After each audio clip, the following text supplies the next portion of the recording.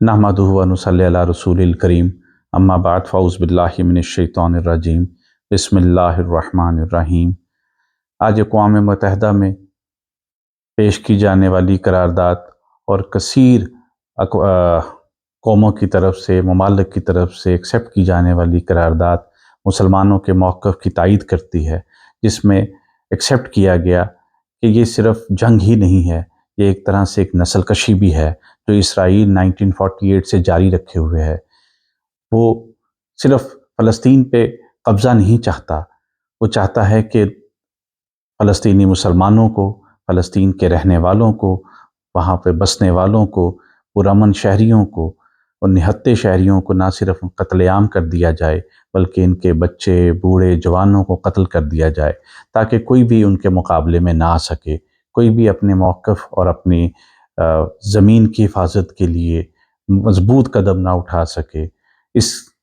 सिलसिले में वो हमेशा से जब कभी भी फ़लस्तीन पर हमला करता है तो दरअसल इस तरह से हमला करता है कि फ़लस्तीनी नौजवान, बच्चे और औरतें वो तमाम के तमाम उनके हमलों की जद में आके शहीद हो जाएं। मैं ये समझता हूँ कि इसराइल के ये जो इक़दामात हैं, जो 1948 से जारी हैं और जिसकी मौजूदा जो सूरत हाल है, जो शदीद तरीन होती चली जा रही है गज़ा में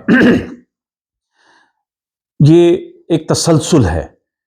एक सोच का तसलसल है, एक फ़िक्र का तसलसल है, जो बुनियाद परस्त इसराइलियों की सोच का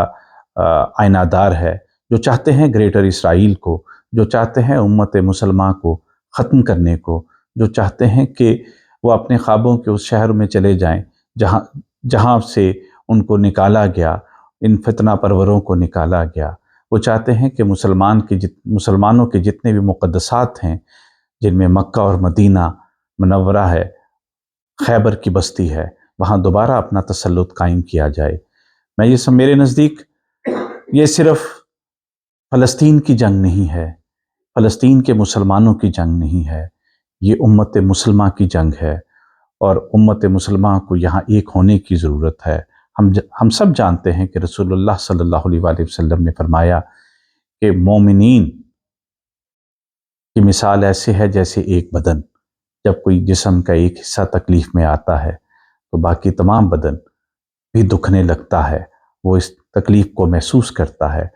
वो इस मुसीबत को अपने ऊपर महसूस करता है, उस बीमारी को अपने ऊपर महसूस करता है। फ़लस्तीन के मुसलमानों पर होने वाला जुल्म, दुनिया के कोने कोने में बसने वाले मुसलमानों पर जुल्म है, वहाँ पर रहने वालों पर जुल्म है। हमारे दिल, हमारी जान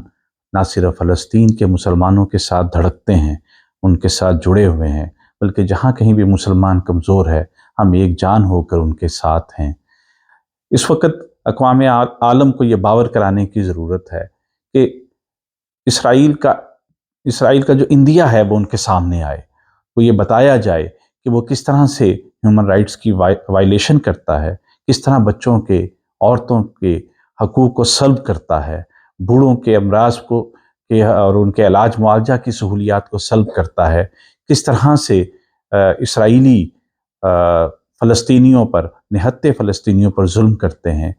और ह्यूमन राइट्स के नाम पे जो दुनिया की बेशतर तंजीमें हैं, ह्यूमन राइट्स पे काम करने वाले जितने लोग हैं, उनको जो पिक्चर पोर्ट्रे की जाती है, उसका ताल्लुक़ हमेशा से इस तरह से हुआ है कि जैसे कि कोई जंग की सूरत हाल है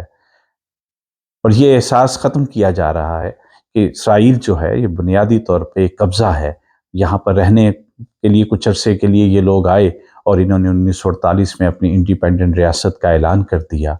और उसके बाद से आज तक निहत्ते फ़लस्तीनियों की ज़िंदगी अचीरन है। कितनी हज़ारों शहादतें हो चुकी सिर्फ गज़ा के इस दौर में, जो अभी हालिया निहत्ते मुसलमानों के ऊपर जुल्म सितम हो रहा है, जिसके आम आदमी जिसका रिस्पॉन्स दे रहा है, जिसको रजिस्ट कर रहा है, जिसके खिलाफ जद्दोजहद कर रहा है, इसमें 18,000 अफराद की जान जा चुकी है। 18,000 तो वो लोग हैं जो गिने जा चुके हैं, बीसियों बिल्डिंगों के नीचे हैं, बीसियों गिने ही नहीं जा सके। वो लोग जो माजूर हो गए, जिनकी ज़िंदगी दरअसल एक माजूर ज़िंदगी है, वो मुआशरे के बाअमल اور فعال لوگوں کے طور پر زندگی بسر نہیں کر سکتے، ان ہزاروں لاکھوں لوگوں کا کیا بنے گا؟ وہ عورتیں جو معذور ہو گئیں، جو بیوہ ہو گئیں، ان کا کفیل کون بنے گا؟ اس وقت ضرورت یہ ہے کہ دنیا بھر کی ہیومن رائٹس کی، وومن رائٹس کی، اولڈ ایج بینیفٹس کی، بچوں کے حقوق کی آوازیں اٹھانے والی تمام تنظیمیں یکجا ہو کے غزہ کے بارڈر پہ کھڑے ہو جائیں اور کہیں کہ اگر تم اپنے حملے اور اپنی یہ بدماشیاں جاری رکھو گے تو ہم سے ہو کے گزرو۔ یہی ایک حل ہے اسرائیل کی بدماشیوں کو روکنے کا اور ان کے ظلم کو روکنے کا اور نہتے فلسطینیوں کی مدد کرنے کا۔ اللہ ہم سب کا حامی و ناصر ہو۔ وما علینا الا البلاغ المبین۔